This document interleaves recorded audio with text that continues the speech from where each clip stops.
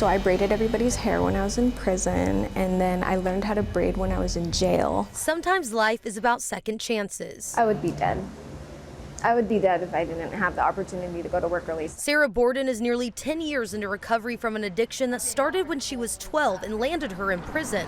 She spent the last 6 months of her sentence at the Peninsula Reentry Center. I grew up the most when I was in work release. Even though I spent 2.5 years in prison, I spent that 6 months in work release, finding me. She now owns a hair salon in Bremerton and works to help others.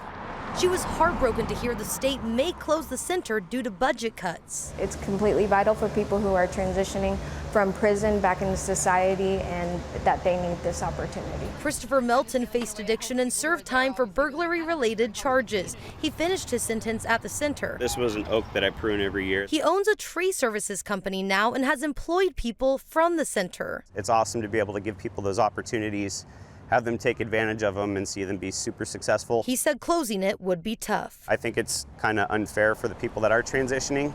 Also, more importantly, kind of unfair for the people in the communities, because this is a step that allows people to build some momentum to keep them off of the previous stuff if they use it correctly. The citizens shouldn't have to continue paying, and the workers shouldn't have to continue paying for poor planning on the government's part. Ashley Fuston is with the union that represents state employees, like those who work in the reentry centers and could lose their jobs. They build relationships and really take pride in helping the people that they help.